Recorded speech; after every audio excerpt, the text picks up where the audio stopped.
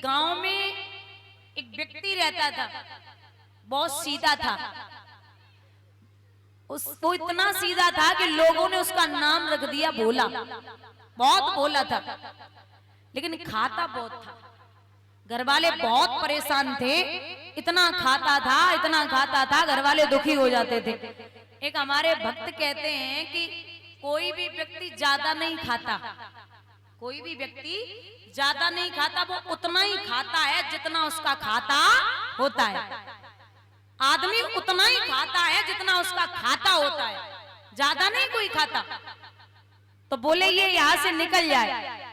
एक दिन गांव में 15-16 संत आए गए, तो भोला संतन से बोले कि तुम खूब मोटे ताजे हो, कछु हमारी व्यवस्था होवे तो हमें संगे रख ले। बोले हाँ आ जाओ। चेला बोले गुरुजी के पहले तो पैर छुओ और इन्हें गुरु बनाओ, दान दक्षिणा दे। बोले अबे तो दक्षिणा दे दी, लेकिन खाने की व्यवस्था बढ़िया होनी चाहिए। बोले हाँ बढ़िया होगी। काम क्या है?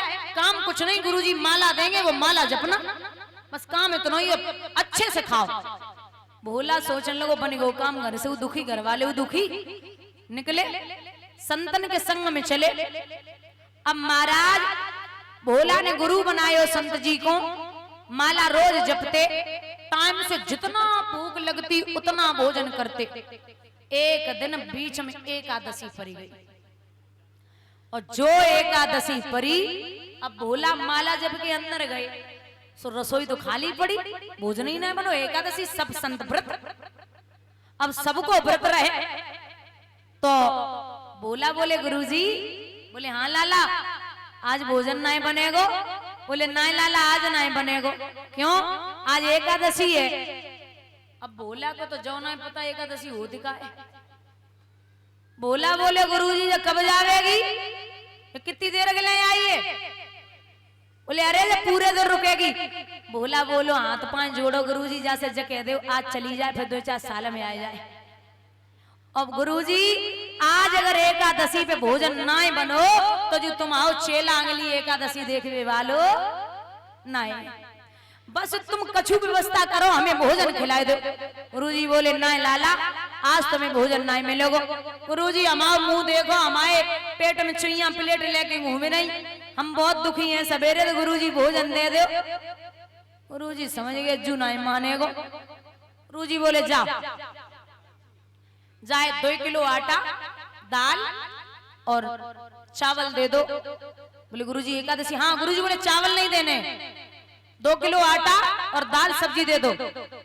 अब चले, बोले नदी पड़ी एक बीच में, बोले नदी के किनारे अब यहाँ नहीं बनेगा, तू नहीं मान रहा तो नदी है एक पास में, वहां जाके बना ले। और एक काम करना, जब भोजन बन जाए तो तू राम जी का भोग लगा के तब भोजन करना। भोला बोले ठीक है। अब आटा दाल लेके पहुंचे, भोला ने भोजन बनाओ, और भोजन बनाए के एक मूर्ति लेके गए राम जी की।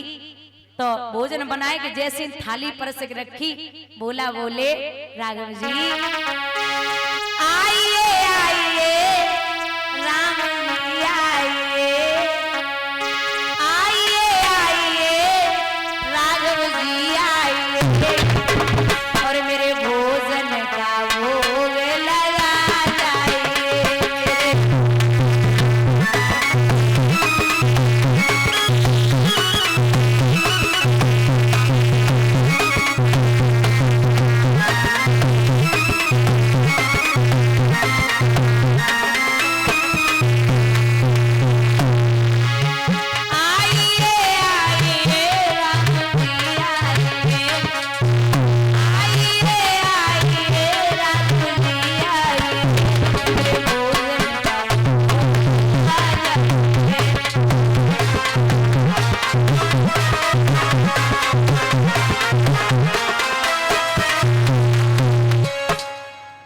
अब जैसे ही भोला ने आवाज लगाई, इतनी प्रेम भरी आवाज भगवान राम के कानों में पहुंची। प्रभु राम जी वहां पहुंच गए। बोले ला भोजन दे। थाली तैयार रखी, भगवान ने खूब पेट भर के भोजन करो। सो जैसे ही भोजन करो, प्रभु तो चले गए। दूसरी एकादशी आई, चेला बोलो गुरुजी अब की बार थोड़ो ज्यादा दियो। बोले क्यों? बोले काम है। अरे बोले बता तो। गुरुजी बोले कहाँ इतनी खोपड़ी लड़ाए जो पागल है, जाओ अब की बार 4 किलो दे दे। अगली एकादशी में 4 किलो लेके पहुंचे, सो बनाए के तैयार भये। बोले आइए आइए राघव जी आइए, मेरे भोजन का भोग लगा जाइए। जो जब बात सुनी सो राम सीता लक्ष्मण और हनुमान चारों चले आए रे। और जैसे ही चारों को देखो भोला बोलो हमें तो छोटे छोटे पेटने वाले आ रहे थे, बड़े बड़े शुरू हुई है। थाली जो थी भोजन किया और भोजन करके निकल गए।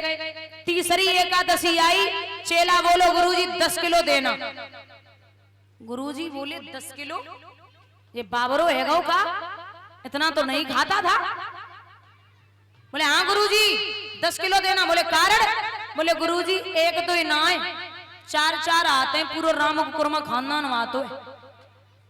गुरुजी बोले ये सच में नशा वसा करने लगा, झूठ बोल रहा है। गुरुजी बोले हमें दिखाएगा? बोले जरूर दिखाऊंगा।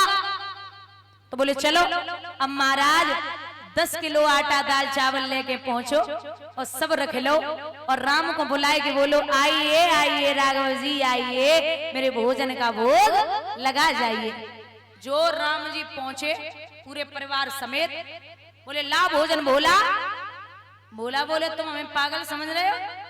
2 बार खाए गए, चलो जो आटा रखो दाल रखी सब मानो आटा बनाओ और बढ़िया रोटी बनाएगा हमें खवाओ। अब राम जी आटा लगाए रहे, हनुमान जी लकड़ियां लाए रहे और लक्ष्मण पानी भर रहे, सीता जी रोटी सेक रही, चारों के चारों काम पे लगी। अब चेला तो रोटी खा रहे, गुरु जी को भगवान दिखाई नहीं दे रहे। गुरु जी बोले कहाँ है? बोले सामने ही तो ये बना रहे, तुम्हें दिखाई नहीं दे रहे का? बोले नहीं हमें नहीं दिखाई दे रहे। अब राम जी से चेला बोलो क्या बात है महाराज, हमें दिखाई दे रहे गुरु जी को नहीं दे रहे। राम जी बोले बेटा तुम्हारे गुरु जी की आंखों पे अहंकार की पट्टी बंधी है, उन्हें जे लगे रहो कि हमसे बड़ो भगत पुजारी दुनिया में दूसरो ना, हम अहंकारियों से 100 कोस दूर रहता हूं। तो चेला बोले गुरुजी इनकी मेहरबानी है प्रभु, ये हमें यहाँ तक लाए, हम तो घर पे ही पड़े पड़े आलस में खाते रहते थे, कम से कम इन्होंने ये गुरु मंत्र तो दिया जो आपके दर्शन हो गए, इन्हें दर्शन दो। भगवान ने गुरु को दर्शन दिए। महाराज चेला के चरणन पे गुरु गिर पड़े। लाला पूरी दुनिया में गुरु चेला को दर्शन कराते हैं राम के, तुम पहले शिष्य हो जो हमें आज प्रभु के दर्शन कराए हैं। सब कुछ छोड़ छाड़ के गुरु जी निकल गए। बोलिए गोविंद भगवान की।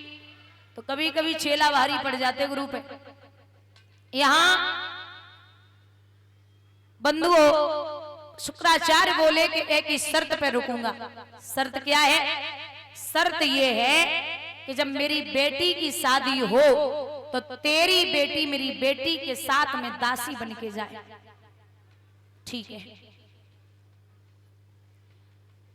अब राजा को खबर दी गई, राजा याति बारात लेके आए, बड़े विधि विधान के साथ में देवयानी का विवाह राजा याति से हुआ।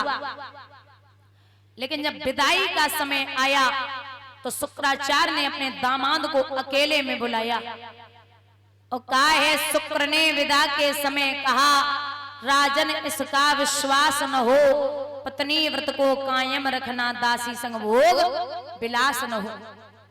यह जो दासी जा रही है शर्मिष्ठा नाम की, इसके आसपास आप नहीं भटकने चाहिए। ठीक है। विदा किया।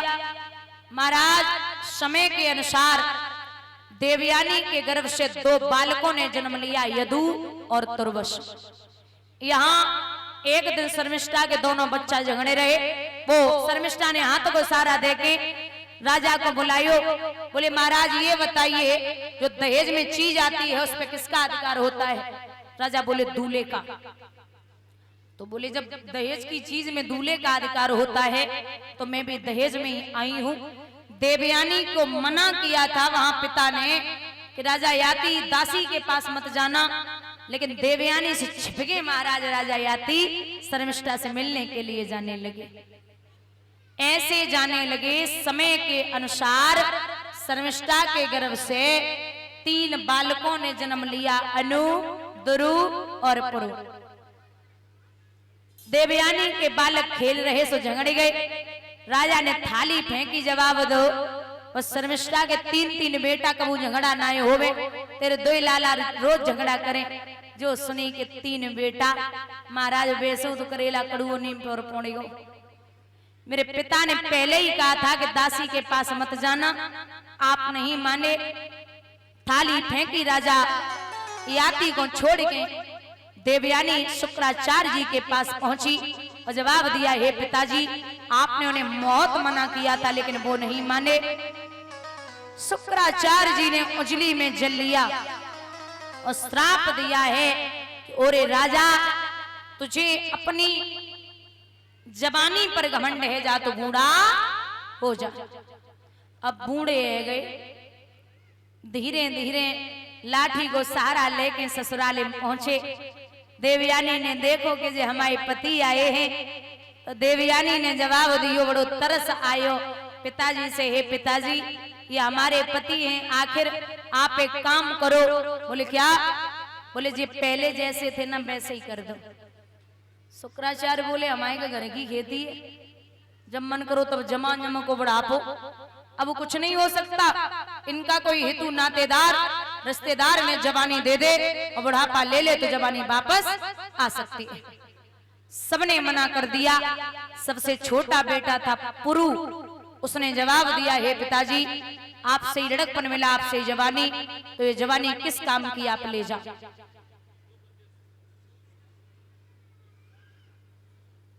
ये भगवान की कृपा। महाराज थोड़े समय पश्चात राजा ने भोग विलास किया। उसके बाद में पुत्र को जवानी देकर के बुढ़ापा लेके भगवान का भजन करने के लिए चले गए। बोलिए गोविंद भगवान